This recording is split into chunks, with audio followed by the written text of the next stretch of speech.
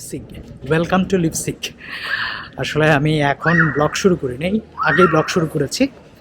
তো এখন যাব হলো ভ্যাকেল চুর্ম, মানে হলো ভ্যাকেল মানে হলো কি বলবো, নড়াচড়া টাওয়ার।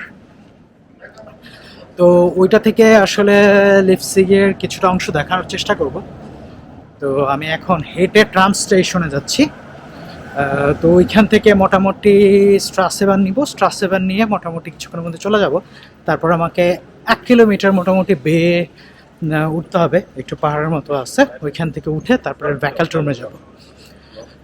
তারপর ওইখান থেকে যে ডিসাইড করব আসলে নেক্সট আমি কোথায় যাব। আমি আসলে আস্তে আস্তে ট্রামের স্টেশন যাওয়ার পথে প্রচুর ট্যুরিস্ট দেখতে পাইলাম। তো আমি এই 3 মাসের অফারে মোটামুটি অনেক জায়গায় গিয়েছি, যে সব জায়গায় প্রচুর ট্যুরিস্ট দেখেছি। যেহেতু সব জায়গায় গিয়েছি হলো ওয়ান কাইন্ড অফ একটা ডে ট্যুরের মতো, মানে একদিন ট্যুর করে চলে আসছি। তো গত মোটামুটি 4 দিন আমি থেকে থেকে ট্যুর করতেছি। সব জায়গায় দেখলাম জার্মানিতে প্রচুর লোক এবং আউটসাইডার অলসো।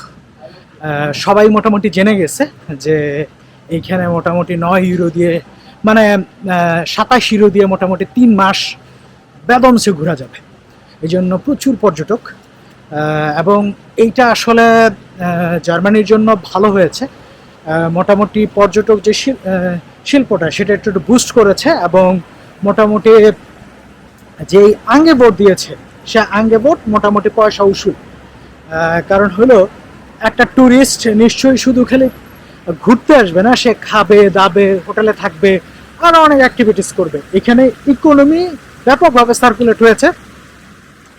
এবং আমি যতটুকু জানি যেমন গভর্নমেন্ট আরও কিছু এরকম প্ল্যান করছে, যদিও আসলে উইন্টারে ট্যুরিস্ট এত অ্যাট্রাকশন করে না। দেখা যাক কি করে। আমরা যারা জার্মানিতে আছি তারা মোটামুটি সাথে সাথেই এই সুবিধাটা পাবো। আর যারা আপনারা দূরে আছেন তারা খোঁজ রাখবেন, যে কোনো সময় যে কোনো জায়গায় সুযোগ পাওয়া যেতে পারে। এই ভ্যাকেল টুর্ম মানে যেটা নড়াচড়া টাওয়ার, সেটাতে যদি আসতে চান তাহলে এটা চিন্তা করে আসবেন। এইটা আসলে মোটামুটি আউটস্কার্ট, মানে আউট অফ শহর, এবং ইচ্ছা করলে আপনি বনের ভিতরে দিয়ে যেতে পারবেন এবং মেইন রোড দিয়েও যেতে পারবেন, পাশে রাস্তা আছে। তো সরি টু সে, ওইখানে যাওয়ার জন্য একটা পর্যন্ত ট্রাম আছে, তারপর আসলে ট্রাম নাই। তো তারপরে পায়ে হেঁটে যেতে হবে। এছাড়া যদি কারো গাড়ি থাকে তাহলে যেতে পারেন। সো আমাকে এখনও আরও বেশি অনেক সময় হাঁটতে হবে। এখন আমি যে জায়গায় যাওয়ার প্ল্যান করেছি সেই প্রত্যেকটা জায়গায় আসলে মোটামুটি একটু আউটস্কার্টে। সো আমাকে মোটামুটি একটু দূরে দূরে যেতে হবে, আদারওয়াইজ আমি কভার করতে পারবো না।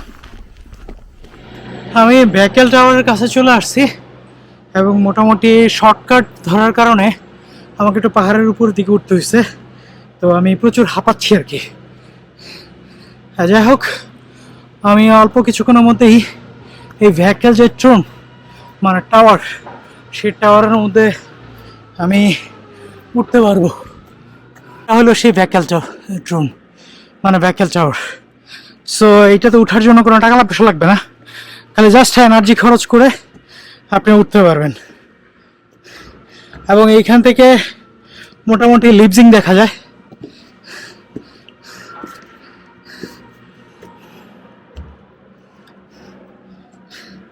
এইখান থেকে মোটামুটি লিপজিং দেখা যায়। এবং আমি চেষ্টা করি যদি কোনো সিটিতে যাই, যদি ওইখানে কোনো টাওয়ার জাতীয় যদি কিছু থাকে তাহলে তো উঠার ওইখানে আমি চাই একটু দেখতে উপর থেকে আসলে কেমন দেখা যায়। এবং এইটা আসলে সাসপেনশনে তৈরি, তো সো উপরে উঠলে বা বাতাস হলে এটা অটোমেটিকলি দুলতে থাকে। সব কিছু আল্লাহ তাআলার উপরে। তারপরেও জার্মানরা যদি কিছু তৈরি করে তাহলে মোটামুটি সিকিউর করে তৈরি করার চেষ্টা করে। কারণ হলো এটা যেহেতু অনেক মানুষ উঠবে, রিস্ক ফ্যাক্টর মোটামুটি ওরা অ্যানালাইজ করে তারপরে তৈরি করে। তো আমি আসলে আস্তে আস্তে উপরের দিকে উঠতেছি। যাদের হাইট ফোবিয়া আছে তাদের না ওঠাটাই বেটার। এইখান থেকে মোটামুটি লিপজিগের অনেকটুকু জায়গা দেখা যায়। যেমন এইখান থেকে তো মোটামুটি ফুল রেসিডেন্সিয়াল এরিয়াগুলো দেখা যায়। এবং আই থিঙ্ক এটা হলো সিটি, আমি আমার যতটুকু মনে হচ্ছে। এবং এইখানে মোটামুটি একটা ক্যাম্পিং হাউজিং সোসাইটি আছে, যেটারে অনেকে জার্মানির বস্তি ডাকে। আসলে এটা বস্তি না, মানে মানুষ এটা তার second home, third home, fourth home. মাঝে মাঝে সে খুব বিরক্ত হয়ে গেলে এরকম ছোটো ছোটো হাউসে থাকে। এবং সবচেয়ে মজার ব্যাপার হলো এইখান থেকে লিপজিগে একটা বড় স্টেডিয়াম আছে, যেখানে আসলে ইন্টারন্যাশনাল ফুটবলও খেলা হয়। এটা হলো এই স্টেডিয়ামটা। সত্যি বলতে আমারও সেরকম হাইট ফোবিয়া ছিল না, কিন্তু বুঝলাম না বয়স হয়ে গেছে নাকি সেই জন্য আসলে হাইট ফোবিয়া মাঝে মাঝে দেখা যায়। যদিও আসলে আমি খুব স্টান করার মতো অনেক কিছুই করি, যেমন প্যারাগ্লাইডিং করছি, বিমান থেকে জাপ দেওয়ার ইচ্ছা আছে, বাঞ্জি জাম্প করার ইচ্ছা আছে। কারণ আমার শখ অনেক বেশি, ভয় তো পাবোই, এটা স্বাভাবিক, মানুষ মাত্রই ভয় পায়। ক্যালট্রুম থেকে আসলে আমি প্লাগ ভেস্ট নামে একটা জায়গায় যাব। ওইখানে কিছু কটন মিল আছে, সো ওইটা দেখার জন্য যাব। সো মাঝখানে আসলে এরকম একটা সুন্দর একটা কুল একটা ব্রিজ পড়ে, যেটা আসলে ঝুলন্ত ব্রিজ। আমি এখন চলে আসছি monument of the battle of the nation. 1813 সালে নেশনকে রক্ষা করতে যেয়ে কিছু সোলজার মৃত্যুবরণ করে, এবং এইটার ভিতরে কিছু কোয়ালিশন ছিল, জার্মানি, রাশিয়া, আরও কিছু। আমি যতটুকু জানি সেটা হলো পোল্যান্ডের বিরুদ্ধে আসলে এই যুদ্ধটা ছিল। তো সেই যুদ্ধের পরে মোটামুটি অনেক মানুষ মারা যায়, তাদেরকে মনে রাখার জন্য আসলে এই মনুমেন্টটা করা হয়। এবং 100 বছর যখন হয় 1913 সাল, তখন এইটা তৈরি করা হয় 6 বিলিয়ন জার্মান মার্ক।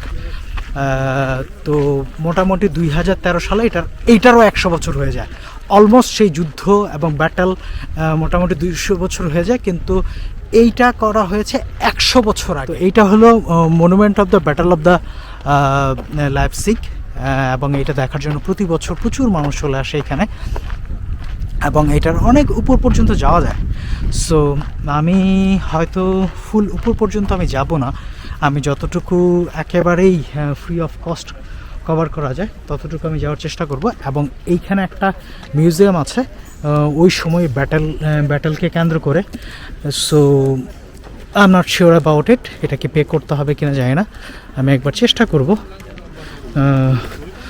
যদি পে করতে হয় তাহলে আমি পে করব না, কারণ হলো তাহলে আমি আর মিউজিয়ামে ঢুকবো না। তো এই মিউজিয়ামে ঢুকতে হলে টিকিট লাগবে, যেটা আসলে আমি কাটতে চাচ্ছি না, কারণ হলো দরকার নেই। ফ্রি যতটুকু উঠা যায় ততটুকু আমি উঠার চেষ্টা করব, আর যেখান থেকে ফ্রি বন্ধ হয়ে যাবে সেখান থেকে আসলে আমিও বন্ধ হয়ে যাব।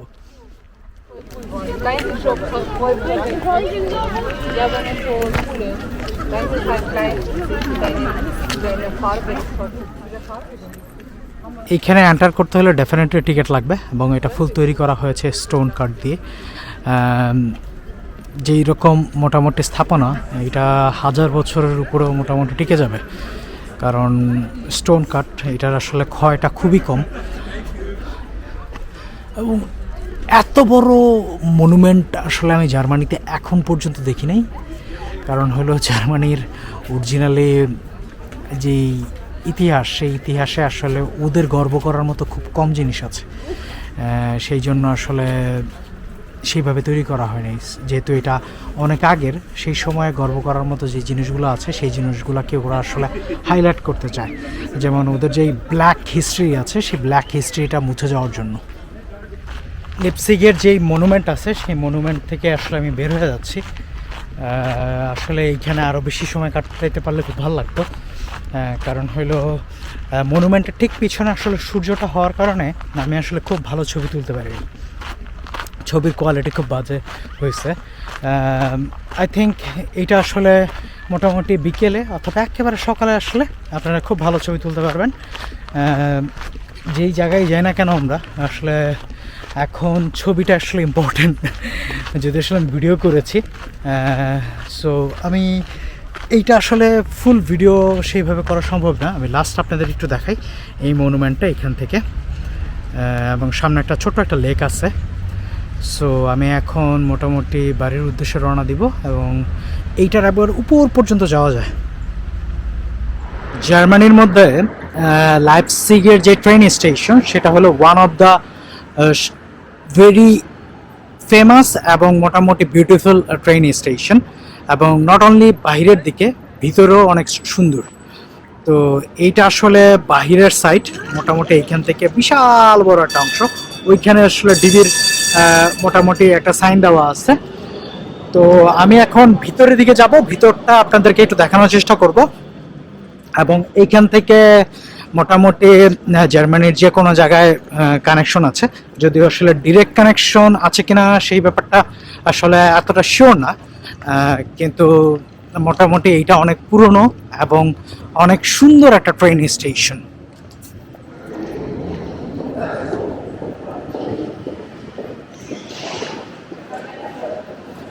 অনেকটা এয়ারপোর্ট ভাব, মানে এনভায়রনমেন্টটা অনেকটা এয়ারপোর্টের মতো।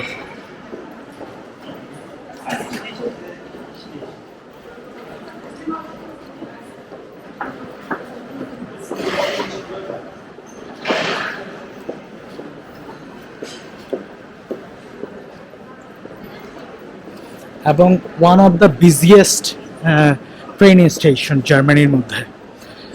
দেখেন এইখানে আসলে বিশাল বড় করে একটা হলয়ের মতো আছে, যেটা আসলে এপার টু ওপার ক্রস করেছে। যেমন এইখান থেকে মোটামুটি ফুলটা আসলে ট্রেন স্টেশন।